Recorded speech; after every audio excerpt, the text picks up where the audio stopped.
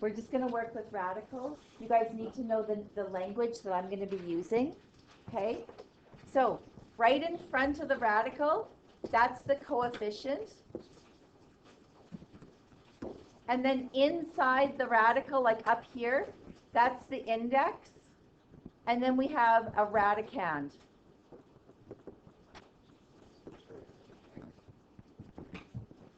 Okay? So here we have -8 is my coefficient. My index is 3. My radicand is 45. And then we've got the radical sign. So the coefficient is attached to the front by multiplication. The index is the cute little like superscript number. And then the stuff underneath the radical is called the radicand. Okay? So now be careful, because like when you're doing the square root or the cube root, now the word root means something else in quadratics. And actually it was like Mickey that kind of brought that to my attention. It's like usually when you would say root, like so a lot of people would think square root. Square root is different than root, right? When we're finding the root of a quadratic, right, those would be the solutions to your quadratic. So the root of a quadratic, so the word root is now going to be specific to finding solutions to quadratics. When we're talking about radicals, it'll be the square root or the cube root, okay? So we're going to talk about radicals for just a minute. Radicals, so the radicand, that's the stuff underneath the radical, will not contain a fraction. So we're not going to put fractions. There's certain rules or conventions for how we write radicals. We're never going to have fractions underneath the radical where the radicand is. Here, I'll just write that stuff. So it goes coefficient, and then it's your index, and then this is your radicand. And there's always rules that go with this guy right here. So it doesn't ever contain a fraction. The radicand does not contain a factor that can be removed. We always simplify our radicals. Like if you see a factor of 4 or a factor of 9 or a factor of 25, you've got to remove it because it's part of the coefficient. Now, here's something interesting, is a denominator of fraction does not contain a radical. So when we're dealing with fractions, you can't have a radical on the bottom, and we're going to do something to make that not happen. Now, here's something that's super important in Math 30-1 and moving forward in the rest of this course, is that there's restrictions on variables in the radicand if the radical is an even index. If you have a square root, we can't square root a negative number. Like we know we can't square root a negative number. Like there's no number that multiplies by itself and gives you a negative. Like that's an impossibility. We know that 4 times 4 would give me 16, so the square root of 16 is 4. But what number multiplies by itself to give you, let's say, negative 16? What number multiplies by itself to give you negative 16? There's nothing. There's nothing that, because we know that a negative times a negative gives you a positive, and a positive times a positive gives you a positive.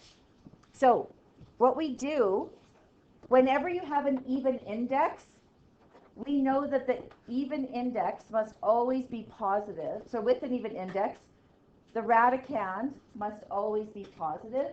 So we have restrictions on the radicand. Okay? If there's a variable that lands underneath the radical. So when we look at this guy right here, this is the square root of x. We're not solving. It's not an equation. It's just a radical expression, and it happens that the radicand had a variable in it.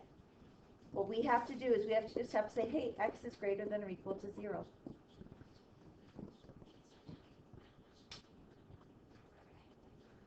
Okay, so when you see the x in the radicand spot, anytime there's a variable, you would never do this. You would never say, oh, square root of 7. Oh, 7 has to be greater than, of course 7 is greater than or equal to 0. But if it's an x, you have to state the restriction on that x. I'm going to show you something right now, and it's going to be something you're going to see next year in Math 30-1.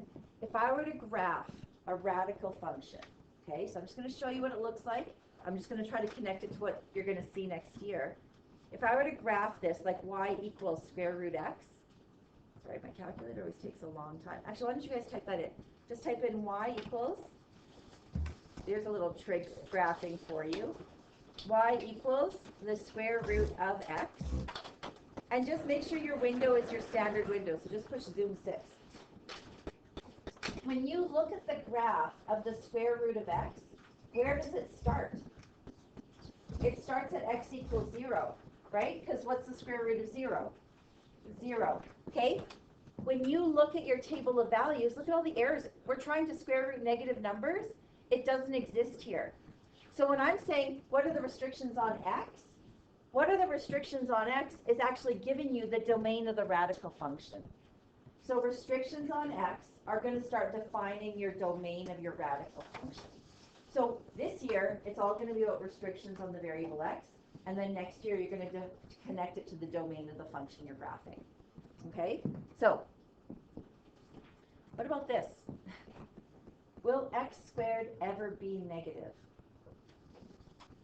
Okay, when you're squaring this, let's think about this. If I had the square root of, let's say, -3 all squared, I want you guys to notice where the squared is.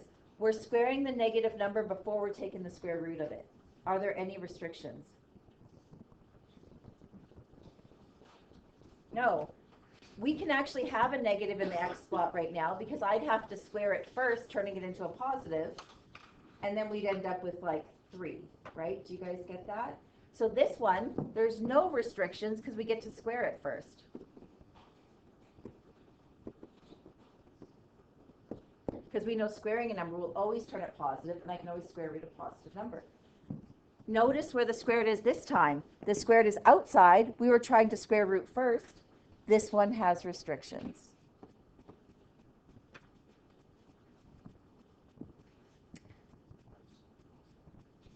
When's the last time you guys actually worked with inequalities? Was it junior high when you guys actually like solved inequality equations?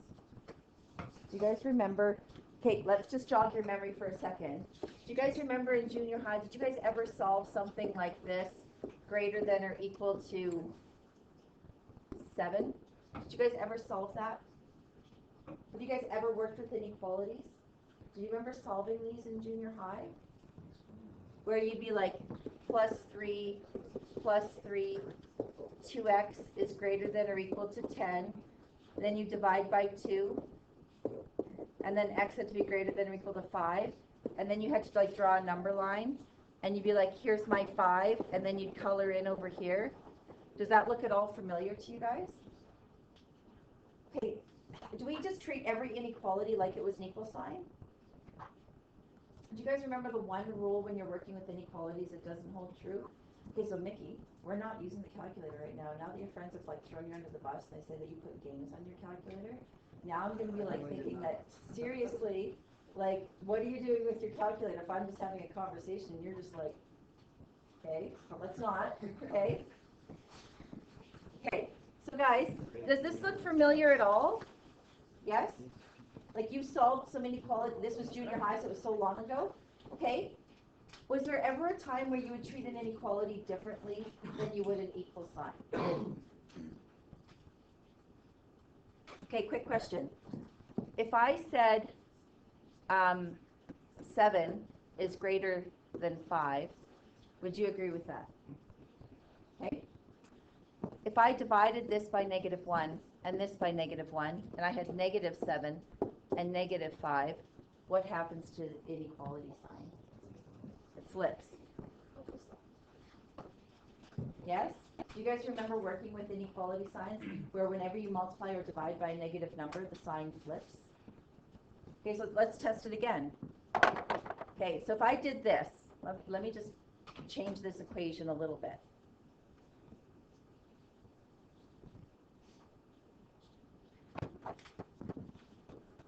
If I had a -2 here, okay, and I added 3 and added 3, and I started solving, and then I had -2x is greater than or equal to 10, when you were in junior high, if you multiplied or divided by a negative number, the sign had to flip.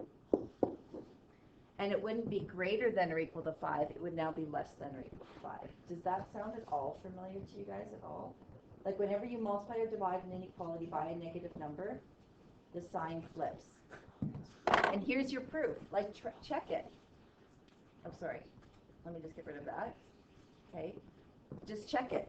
You know that 10 is greater than 2. If I divide by -1 and I divide by -1, can I keep the sign? What happens to the sign? Which one is smaller? The 10 is smaller, which means it gets the corner and the crocodile mouth opens to the -2, right? But we don't call it a crocodile mouth. What is this saying? What does this read? -10 is less than -2. Yeah, we're not talking crocodile mouths anymore. Like that was like maybe elementary school. So this is really important because our restrictions include inequalities. So when I come down here, so this is actually going to define my domain of my radical equation. You always grab your radicand and you make it greater than or equal to 0. This is going to eventually be the domain of your radical function. So quality notes, pencils in hand. X minus 4 greater than or equal to 0. The only thing we have to remember about an inequality is that if you multiply or divide by a negative number, the sign flips. I just isolate my 4, and I get x is greater than or equal to 4. If I were to graph this function, okay, so I'm just going to use my graphing calculator, and I'm going to graph y equals the square root of x minus 4. So y equals the square root of x minus 4. Where did I start my graph? X is greater than or equal to 4. When you look at the table of values, we only start when x is 4. So what we're going to do is we're going to recognize that whenever we have the radicand greater than or equal to 0, right, we're going to isolate for the variable x with that inequality, and it's going to give us the restrictions on x. In grade 11, we're going to talk about the restrictions on x. In grade 12, it's going to become the domain of your radical function. Okay? So what do we do to find the restrictions on x? It's always radicand is greater than or equal to 0. This is your radicand. So 2x minus 1 greater than or equal to 0. But it only happens when the index is 2 or 4 or 6, right? And this is an even index. Whenever there's an even index, your radicand will be greater than or equal to 0. We just isolate for x. And at no point did I multiply or divide by a negative number, so the sign didn't flip. Read this to me. What does this say? Yeah, say it. Say it louder. Perfect. Okay? Know what the symbols are saying. Greater than or equal to 1/2. Okay? Same idea here. 5 plus x greater than or equal to 0. I'm just going to show you what this looks like really quickly. This is saying x has to be greater than or equal to -5. Next year, when you put this into your graphing calculator, do you guys see that my domain was x is greater than or equal to -5? So restrictions this year are going to turn into domain next year. Now, what was the only detail that we need to remember when we're dealing with inequalities? When you multiply or divide by a negative number, the sign flips. Okay? Whenever we multiply or divide by a negative number, the sign flips. Yeah, go click. Okay, so right here, grab your radicand, make it greater than or equal to 0. Guys, there's a sneaky coefficient of -1. If you were to isolate, it would be a sneaky coefficient of -1. We divide by -1. As soon as you multiply or divide by a -1, the sign has to flip. 0 divided by -1 is 0. But let's just look at this. Let's just look at the graph. Does it connect to domain in any way, shape, or form? If I put -x in here, you guys see there was x is less than or equal to 0, not greater than. So just watch it. Whenever you multiply or divide by a negative number, the sign flips when you're working with it. So it's not just like your degree 1 equations from junior high. Okay, I'm going to do one more, then you guys are going to do the rest. See this as -1x greater than or equal to 0. Do not move the x term. You're going to mess up somehow on the inequality. You're not going to know how to read it. Do not move the x term. Just keep it negative. Isolate for your variable x. Subtracting 3 is not the issue. It's multiplying or dividing by a negative number. The sign flips. And we get x is less than or equal to 3. and that would be my domain of my radical function next year. Restrictions on x become something, so that's why everything's so important here. You got to find your restrictions so you're going to know what your domain is going to be next year. Take a minute right now and state the restrictions on x for the next two radicands. And you only have restrictions if your index is even, and if you have a variable underneath the radical.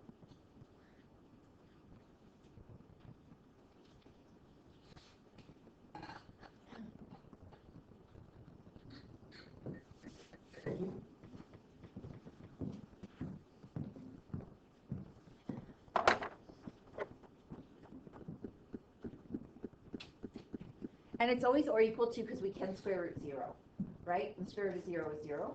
Okay, so guys, I just asked you to take quality notes. So I just asked you to try a question. You are trying this question, these next two questions, right? You're not just chilling out.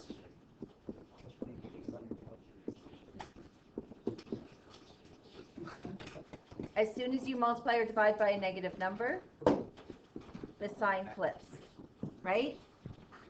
Did you get x is less than or equal to 1/3? Next year, that's going to be the domain of a radical function. So we got to just understand the restrictions. This is 5 minus 1x greater than or equal to 0.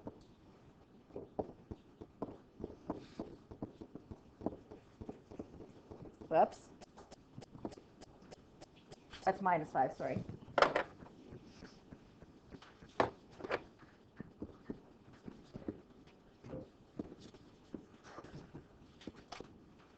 Did you guys get x is less than or equal to 5? Okay, go to the whiteboard.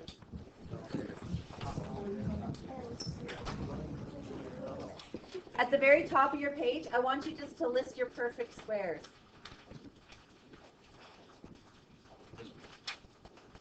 So it says Math 10C review, task number 2. Just list your perfect squares. 4, 9, 16, right? Like this is 4 squared, 5 squared, 6 squared, 7 squared, 8 squared, 9 squared, 10 squared. What's 11 squared? 121. What's 12 squared? 144. Who knows 13 squared? 169. Okay, honestly, you shouldn't have to go much further than 12. There is the odd time where you're going to have to look for like 13 squared, 14 squared, 15 squared. Okay, guys, using those perfect squares, just quickly simplify these 4 questions. We're going to talk about cubes in a minute.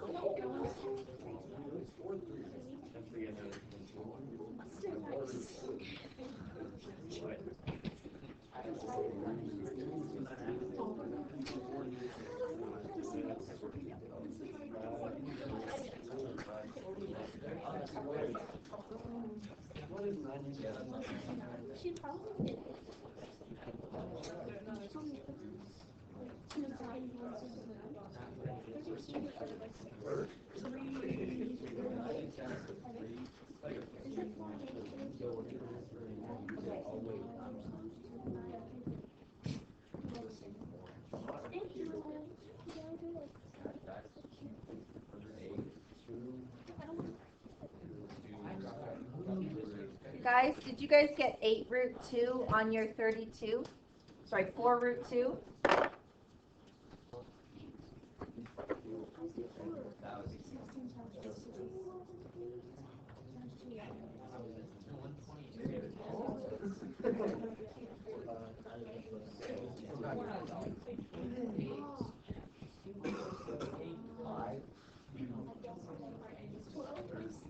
So guys, these should be really quick and fluid, right? Like you should be able to get those perfect squares. Now I know in grade 10 you were taught like prime factors, so you take it to prime factors and every group of 2 came out. You're in pre-calculus now. Don't use the prime factors method. Does anyone know what I'm talking about when I say prime? Then let's just, I'm not even going to show you because I don't want to bring it back. Okay, guys, how would I handle an index of 3? If I see an index of 3, I'm looking for perfect cubes. Guys, what's 2 times 2 times 2? Okay, so that's 2 cubes. So my perfect cubes will be 8. What's 3 times 3 times 3? 3 times 3 is? 9 times 3 is? Okay, guys, we're looking for perfect cubes. What's 5 times 5 times 5? 125. Okay. Usually your perfect cubes don't go much bigger than 125. Okay? 8 is definitely a common one. 27 is definitely a common one. When you're working with the perfect cube here, you're looking for that 8, 27, and 125 factor. Like we're looking for these guys. These are your perfect cubes. So when you see the 16, you take the cube root of the 8 times the cube root of the 2. You can't cube root the 2. It stays as the radicand. And I get 2 cube root 2. If it's a cube root and you drop the index and make it a square root, I can't give you full credit because what you've done is not perfect, so I can't give you a perfect score. Do not drop the index. If it's a dropped index, it becomes a square root. Guys, what's the largest perfect cube that would be a factor of this guy? Okay, so it would be the cube root of 125 times the cube root of 2, right? 250 would be 125 times 2. Cube root of 125 is 5. Do you guys remember where you find the cube root button on your calculator? Do you guys remember what buttons you push to find the cube root button on your calculator? Okay. So, if you go math and you go to cube root, there it is. Oh, except I don't want to be in y equals, right? Math, there's your cube root right there. And if you want to take the cube root of 125, there we have it.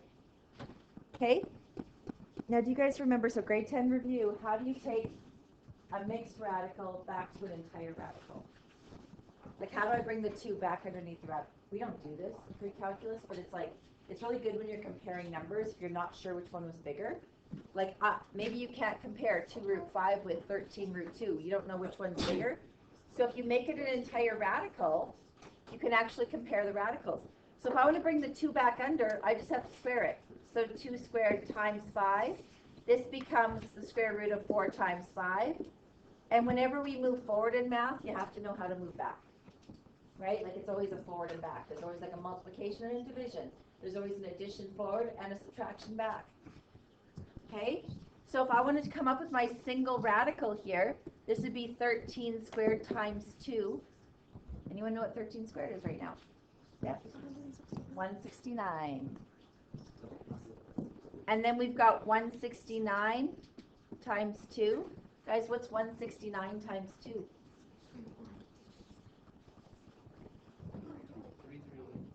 What is it? 338? Okay. And then finally here, now guys, I can clearly see that 338 is way bigger than 20, so this would have been a much bigger number. And I knew it was going to be bigger, but still. When I'm comparing 5 root 2 to 2 root 5, it would be 5 squared.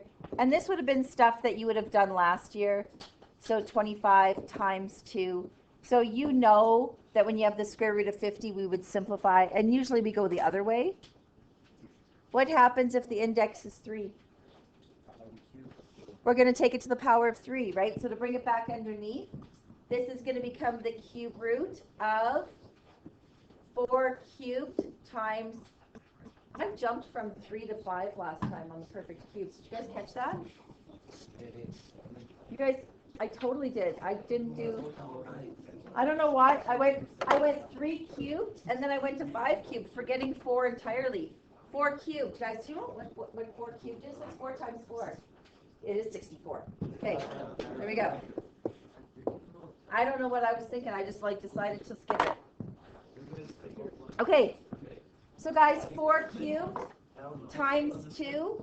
So as a single radical, this would be 64 times 2. Who can do 64 times 2 in their head? 128. This would be the cube root of 128. Last question for today, guys. 2 cubed times 4.